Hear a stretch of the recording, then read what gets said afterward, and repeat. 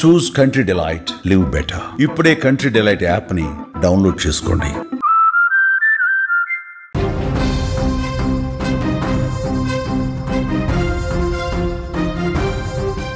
వాజోన్ breaking news అందుతోంది. Iran Israel మధ్య భీకర యుద్ధం కొనసాగుతోంది. ఆపరేషన్ రైజింగ్ లయన్ ఇరాన్ పై దాడులు చేస్తోంది. ఆపరేషన్ ట్రూ ప్రామిస్ అంటూ ఇజ్రాయెల్ మీద ఇరాన్ కూడా దాడులు చేస్తోంది. యుద్ధం మొదలైందన్న ఇరాన్ సుప్రీం లీడర్ ఖమేనీ వ్యాఖ్యలతో పూర్తిగా పరిస్థితి భీకరంగా మారుతోంది. ఇరాన్లో 600కు పైగా సామాన్య పౌరులు చనిపోయారు. క్షిపణి దాడులతో టెహరాన్ దద్దరిల్లిపోతోంది. భయం గుప్పిట్లో భారతీయ విద్యార్థులు ఉన్నారు. టెహరాన్ని ఖాళీ చేస్తున్నారు. భారత ఎంబసీ అక్కడ తీసుకున్నటువంటి నిర్ణయంతో పూర్తిగా విద్యార్థులందరూ కూడా స్వదేశానికి తిరిగి వస్తున్నారు. ఆపరేషన్ సింధు ప్రారంభమైంది. విద్యార్థులు అందరూ కూడా అక్కడ టెహరాన్ని వీడి బయటకు వచ్చేస్తున్నారు. ఇరాన్ ఇజ్రాయెల్ మధ్య దీర్ఘకాలంగా నెలకొన్న ఉద్రిక్తతలు తీవ్ర రూపం దాల్చినట్టుగా కనిపిస్తోంది. ఇజ్రాయెల్ ఆపరేషన్ రైజింగ్ లైన్ పేరుతో ఇరాన్లోని అణు సైనిక స్థావరాల మీద వైమానిక డ్రోన్ దాడులు చేస్తోంది. ఇరాన్ అణ్వాయుధాలు తయారీని నిరోధించే ఉద్దేశంతో ఈ దాడులు చేసినట్టుగా ఇజ్రాయెల్ చెప్తోంది. ఇజ్రాయెల్ దాడులకు ప్రతీకారంగా ఇరాన్ ఆపరేషన్ ట్రూ ప్రామిస్ పేరుతో ఇజ్రాయెల్ మీద మిసైళ్లు, హైపర్సోనిక్ మిసైళ్లతో దాడులు చేస్తోంది. Iran supreme leader Ayatollah Khamenei యుద్ధం ప్రారంభమైందంటూ ఎప్పుడైతే ప్రకటించారో అప్పటి నుంచి పరిస్థితులు చాలా ఉద్రిక్తంగా మారుతున్నాయి. ఇరు దేశాల మధ్య సాగుతున్న యుద్ధాల కారణంగా ఇరాన్లో చదువుతున్న భారతీయ విద్యార్థులు భయం గుప్పిట్లో బతుకుతూ ఉన్నారు. వారిని కాపాడేందుకు భారత్ ఆపరేషన్ సింధు ప్రారంభించింది. అసలు ఆపరేషన్ సింధు అంటే ఏంటి, భారత్ ఎంతమంది విద్యార్థులు ఇప్పుడు భారతదేశానికి చేరుకున్నారు, ఈ పూర్తి వివరాలు కూడా ఇప్పుడు మీకు ఎక్స్ప్లెయిన్ చేసే ప్రయత్నం చేస్తా. జూన్ 13వ తారీఖున ఇజ్రాయెల్ ఆపరేషన్ రైజింగ్ లైన్ పేరుతో ఇరాన్లోని సైనిక స్థావరాలపై వైమానిక దాడులు చేసింది. దీనికి దీటుగా ఇరాన్ సైతం ఇజ్రాయెల్లో క్షిపణి దాడులు చేసింది. ఇరు దేశాల మధ్య ఒక యుద్ధ వాతావరణం అనేది భీకర స్థితిలో కొనసాగుతున్నటువంటి పరిస్థితుల్లో 600 వరకు సామాన్య ప్రజలు ఇప్పటికే చనిపోయారు. ఇరాన్ రాజధాని టెహరాన్ క్షిపణి దాడులతో దద్దరిల్లిపోతోంది. టెహరాన్ను భారత పౌరులను వెంటనే అక్కడ ఖాళీ చేయాలంటూ భారత ఎంబసీ ప్రత్యేక అడ్వైజరీని కూడా జారీ చేసినటువంటి పరిస్థితి. సామాన్య ప్రజలు ఒకవైపు చనిపోతున్నారు. ఇజ్రాయెల్ వైపు 30కి పైగా అక్కడ పూర్తిగా మరణాలు సంభవించినట్టు ఇంటర్నేషనల్ మీడియాలో వార్తలు వస్తున్నాయి. ఇరు దేశాలు ఎక్కడా తగ్గేదే లేదన్నట్టుగా యుద్ధం చేస్తున్నాయి. ఇదిలా ఉంటే ఇరాన్లో చిక్కుకున్న భారతీయ విద్యార్థులు భయంగా బతుకుతున్నారు. తమను భారత్కు తీసుకెళ్లాలంటూ ప్రభుత్వానికి విజ్ఞప్తుల మీద విజ్ఞప్తులు చేస్తున్నారు. ఇరాన్లో చిక్కుకున్న విద్యార్థులను సురక్షితంగా తీసుకొచ్చేందుకు కేంద్ర ప్రభుత్వం ఈ ఆపరేషన్ సింధు చేపడుతోంది. ఇదిలా ఉంటే ఇజ్రాయెల్ చేస్తున్న ఈ క్షిపణి దాడులతో టెహరాన్ నగరం దద్దరిల్లిపోతోంది. ఇక్కడ ఉంటున్నటువంటి భారత పౌరులను వెంటనే ఖాళీ చేయాలని భారత ఎంబసీ ప్రత్యేక అడ్వైజరీ జారీ చేసింది. టెహరాన్ వెలుపల ఉన్న సురక్షిత ప్రాంతాలను వెళ్ళిపోవాలంటూ భారతీయులకు సూచన చేసింది. తమను కాపాడాలంటూ భారతీయ విద్యార్థులు కూడా ప్రభుత్వాన్ని వేడుకుంటున్న పరిస్థితి. వెంటనే కేంద్ర ప్రభుత్వం ఆపరేషన్ సింధు చేపట్టి వెంటనే మన విద్యార్థుల్ని, మన దేశం సంబంధించిన విద్యార్థులందరినీ కూడా, ముఖ్యంగా టెహరాన్లో ఎవరైతే ఉన్నారో వాళ్ళందరినీ కూడా సురక్షితంగా స్వదేశానికి తీసుకొచ్చే కార్యక్రమం చేసింది. ఈ క్రమంలో ఇరాన్ నుంచి మొదటి విమానం జూన్ 17న ఉత్తర ఇరాన్ నుంచి ఆర్మేనియాకు చేరుకుని 110 మంది విద్యార్థులు భారత్కు వస్తున్నారు. వీరంతా ఆర్మేనియా రాజధాని ఎరవాన్ నుంచి ఓ స్పెషల్ ఫ్లైట్లో ఇండియాకు బయలుదేరారు. జూన్ 19న తెల్లవారుజామున ఢిల్లీకి చేరుకున్నటువంటి పరిస్థితి. ఇంకా ఇది కొనసాగుతూనే ఉంది. ఇరు దేశాల మధ్య ఉన్నటువంటి యుద్ధం కారణంగా ఇరాన్లో 500 మందికి పైగా పౌరులు, సైనికులు మరణించారని, 650 మంది పైగా తీవ్రంగా గాయపడ్డారని నివేదికలు చెప్తున్నాయి. ఇజ్రాయెల్లో 24 మంది చనిపోయారంటూ కొన్ని లెక్కలు బయటకు వస్తున్నాయి.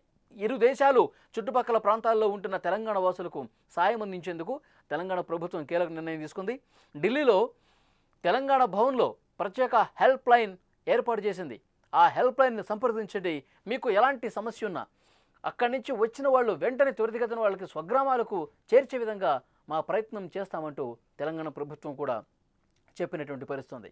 ఈ యుద్ధం కారణంగా ఇది భీకరం యుద్ధం వైపు దారితీస్తున్నటువంటి ప్రస్తుత పరిస్థితుల్లో భారతీయ విద్యార్థులు, ముఖ్యంగా అక్కడ చదువుకుంటున్న వాళ్ళు ఇరాన్లో చాలా గడ్డు పరిస్థితులు ఎదుర్కొంటూ ఉన్నారు. భయం గుప్పిట్లో కాలం వెళ్లదీస్తున్న పరిస్థితి.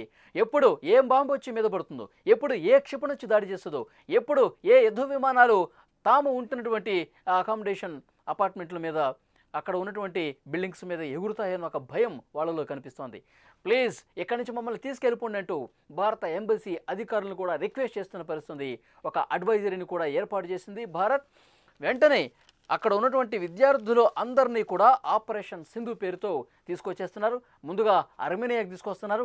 అక్కడి నుంచి వెంటనే భారతదేశానికి వచ్చే ఏర్పాట్లు కూడా చకచకా జరుగుతున్నాయి.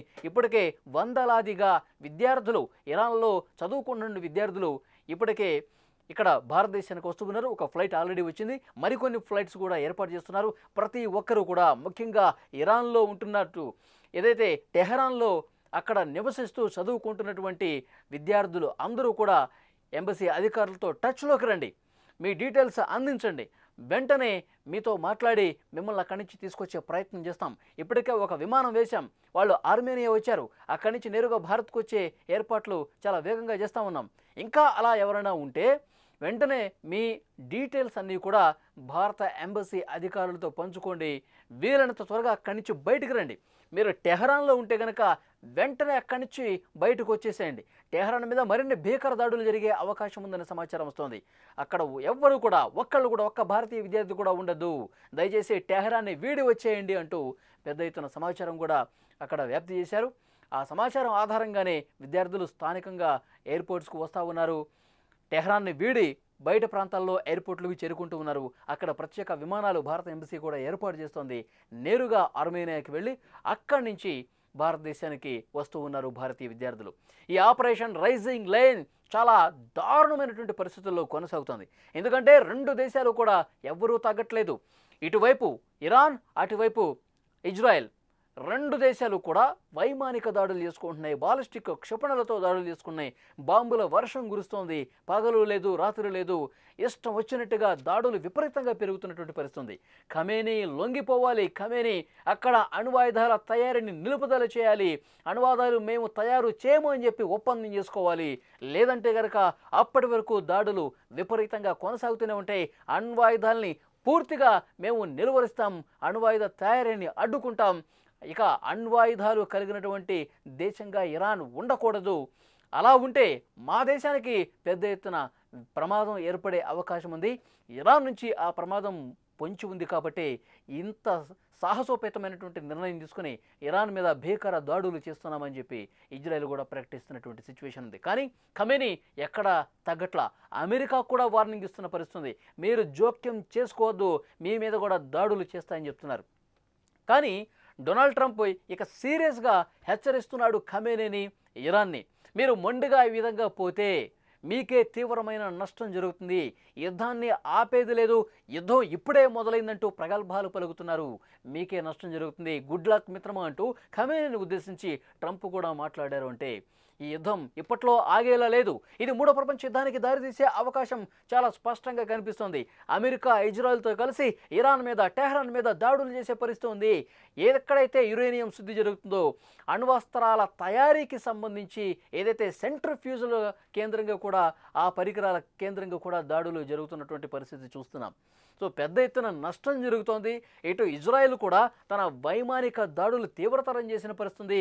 ఒక్క గగనతల రక్షణ కోసమే ఇజ్రాయెల్ ఒక్క రాత్రికి 2400 కోట్ల రూపాయలు ఖర్చు పెడుతుందంటే ఎంతటికైనా వెనకాడేది లేదు. ఎలాంటి దాడులు చేయడానికి సిద్ధం. మేము ఎంత నష్టపోయినా సరే గెలవాల్సింది మా దేశమే. ఇరాన్కి గట్టి బుద్ధి చెప్పే సమయం ఇదే. ఇప్పటికైనా బుద్ధి తెచ్చుకోవాల్సినటువంటి అవసరం ఉంది. లేదంటే తీవ్రమైనటువంటి నష్టం, ఘోరం జరిగే నష్టం కనిపిస్తుంది. ఖమేనీ అంతమైతేనే ఈ యుద్ధం ఆగుతుంది అన్న కామెంట్ చేసే పరిస్థితి వచ్చిందంటే ఇక యుద్ధం ఎటువైపు దారి తీస్తుందో, మూడో ప్రపంచ యుద్ధానికి ఇదొక సంకేతంగా చాలామంది చెప్తా ఉన్నారు. ఎందుకంటే ఖమేనీ కూడా తన మిత్ర దేశాలతో ఇస్లామిక్ ఆర్మీని ఏర్పాటు చేయాలని ఒక ఉద్దేశంలో కనిపిస్తూ ఉన్నాడు. సీరియస్గా ఆ విధంగా యాక్షన్ ప్లాన్ కూడా రెడీ చేసినట్టుగా తెలుస్తుంది.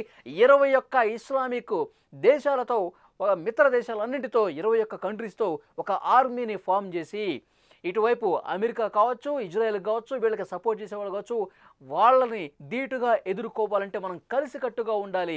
ఇది పూర్తిగా మన స్వయం ప్రతిపత్తికి, మన ఉనికికి దెబ్బ కొట్టేటువంటి పరిస్థితి ఉంది. మనం ఎక్కడా వెనక్కి తగ్గొద్దు. యుద్ధం ఇప్పుడే మొదలైంది, అసలైన యుద్ధం ఇప్పుడే మొదలైంది అన్నట్టు ప్రకటన చేసుకుంటున్న పరిస్థితి. సో ఇలాంటి ఉద్రిక్తపరమైనటువంటి పరిస్థితులు ఉన్నాయి కాబట్టి టెహరాన్ మీద దాడులు ఇప్పట్లో ఆగేలా సిచ్యువేషన్ కనిపించట్లేదు కాబట్టి రెండు దేశాల మధ్య సామరస్యపూర్వకమైనటువంటి పరిస్థితి నెలకొనేది విధంగా కనిపించట్లేదు కాబట్టి భారతదేశం వేగంగా స్పందించింది. వెంటనే అక్కడ చదువుకుంటున్నటువంటి విద్యార్థులందరూ కూడా ఒక్కళ్ళు కూడా ఇరాన్లో ఉండకూడదు, అందరూ కూడా బయటకు వచ్చేసేయండి, మేము విమానాలు ఏర్పాటు చేస్తున్నాం మన దేశానికి రావడం కోసం, వేగంగా చర్యలు తీసుకుంటున్నాం, ఆపరేషన్ సింధు చేపట్టాం, ఆల్రెడీ ఒక విమానం అక్కడికి వెళ్ళేది, రెండో రౌండ్ మూడో రౌండ్ ఇంకా విమానాలు వస్తూనే ఉంటాయి, మీ డీటెయిల్స్ అన్నీ కూడా ఎంబసీ అధికారులతో పంచుకోండి, వెంటనే ఇరాన్ని వదిలి వచ్చేయండి అంటూ ఆపరేషన్ సింధు మన దేశం చేపట్టింది.